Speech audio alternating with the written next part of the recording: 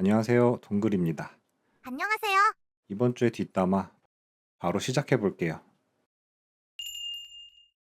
에피소드 6에서 상황은 그대로인데 관점이 달라졌다고 하셨는데 가장 먼저 무엇이 평소와 다르게 보였나요?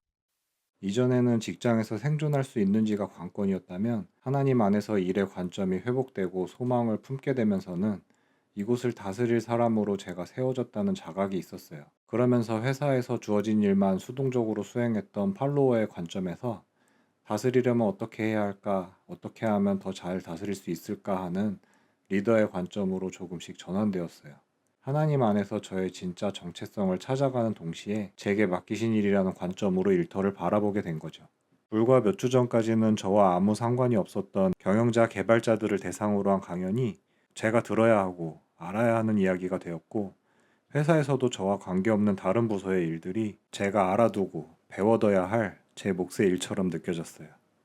그렇게 일터에서도 일터 밖에서도 제가 알아야 하고 경험해야 하는 것이라 생각하며 많은 것을 배우고 경험했어요. 거기에 하나님께서는 제가 도전하는 모든 일들을 형통케 하심으로 화답해 주셨고, 저는 더 큰 확신을 가지고 보다 적극적으로 도전할 수 있었어요. 잡무에 손을 들기 시작했다는 대목에서 궁금증이 생겨요. 사실 남들이 기피하는 일은 티가 안 나거나 책임만 지는 경우가 많잖아요.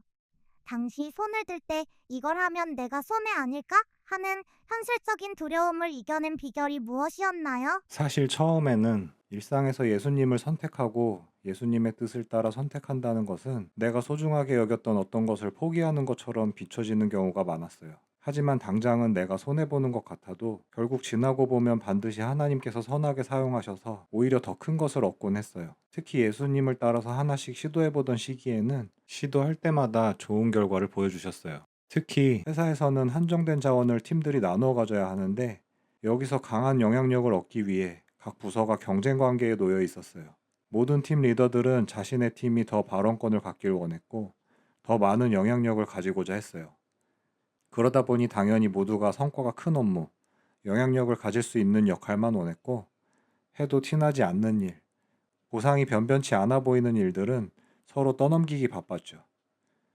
우리 팀의 실수는 잘 덮어야 하고, 성과는 부풀려서 어필해야 하고요. 이때 하나님께서 저에게 원하신 것은 포장하기 위해, 어필하기 위해 일하지 말라는 것이었어요.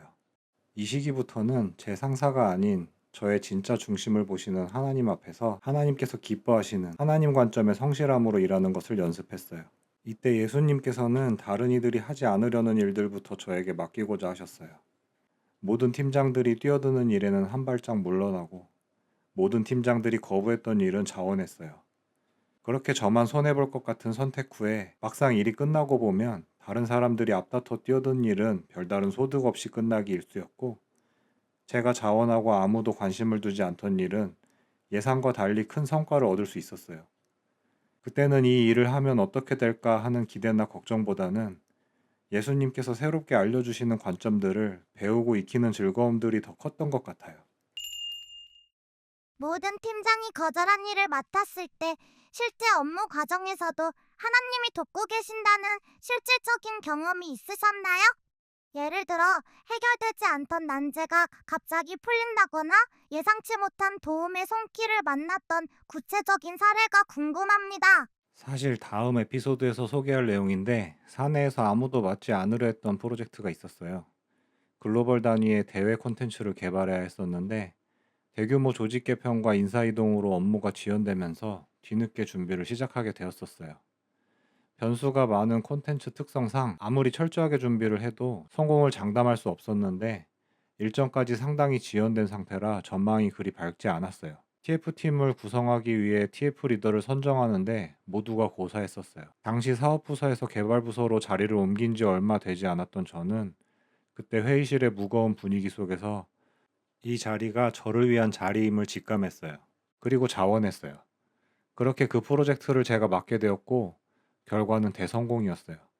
저는 그저 자원하여 제가 해야 하는 일을 했고, 나머지 상황과 형편들은 하나님께서 평탄케 하셔서 저를 높여주셨어요. 부사장님 앞에서 얼떨결에 했던 프레젠테이션 이야기로 돌아가 볼게요. 당시 서로 다른 부서의 두 자료가 하나로 융합되는 아이디어가 홀린 듯 떠올랐다고 하셨는데 그 보고서의 논리나 패턴이 평소 본인이 생각하던 방식과 어떻게 달랐나요? 정말 이건 내 머리에서 나온 게 아니다라고 느꼈던 결정적인 포인트가 궁금합니다. 당시에는 일단 결과물이 제 머리에서 나올 수 없는 통찰이라고 생각했어요. 저는 그때까지 제 경력 대부분을 게임 운영과 서비스 업무를 하며 보냈어요. 즉, 게임 개발을 지원하는 지원 부서로서 사업적인 관점, 서비스적인 관점만 가지고 있었죠. 그런데 그렇게 타 부서의 업무에 관심을 가진 지 얼마 되지도 않았는데 각 담당 부서에서도 알지 못했던 문제점을 발견했던 거예요. 그것도 다른 부서의 보고서에 실린 데이터만 보고 추론으로요. 이때의 느낌은 제가 알고 있는 머릿속의 지식을 떠올리는 것과는 좀 달랐어요. 순간적으로 그냥 알아줬다는 감각이었어요. 그때부터 이런 것이 하나님께서 부어주시는 지혜구나 하고 생각하게 되었어요. 하나님을 아는 지식만으로 살 수 있다는 확신은 삶의 태도를 완전히 바꿔놓았을 것 같습니다. 하지만 여전히 우리 주변에는 데이터와 레퍼런스가 없으면 한 발짝도 움직이기 힘들어하는 직장인들이 많거든요.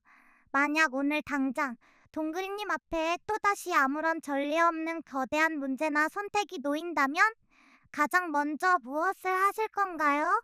지금 전 세계가 레퍼런스가 없는 전혀 새로운 시기를 살아가고 있어요. 지난 몇 년은 전례가 없던 팬데믹에서 전 세계가 혼란에 휩싸였고 경험한 적 없는 환경의 변화와 불안정한 국제 정세 가운데 놓여 있어요. 거기에 모두의 일상이 송두리째 뒤바뀔 거라는 AI와 휴머노이드의 시대가 시작되는 역사적인 변곡점을 눈앞에 두고 있어요. 이런 상황들을 사전에 예측하고 완벽하게 대응할 수 있었던 사람이 있었을까요? 사람들은 흔히 상황이 불안정할수록 더 많은 대비를 하려 하지만 그 누구도 스스로 모든 것을 예측하고 대비할 수는 없어요. 물론 예수님을 따라 걷는 길도 마찬가지로 제가 가는 이 길의 끝이 무엇인지는 여전히 알 수 없어요. 하지만 저에게 필요한 것을 주시는 하나님이시기에 결국 저에게 선한 길일 것이라는 확신이 있어요. 창세 이후부터 지금까지 모든 우주 만물을 하나님께서 통치하고 계세요. 만물의 통치자에게 맡겨진 삶보다 더 안전할 인생이 있을까요? 그래서 저는 지금도 그 어떤 지식보다 예수님을 더 깊이 알기를 원해요. 예수님과의 친밀함이 저를 살게 하고 저를 자유케 하신다는 것을 경험했고 확신하기 때문에요. 오늘 준비한 질문은 여기까지입니다. 시청해주셔서 감사합니다. 이번 한 주도 예수님과 행복한 시간 보내세요.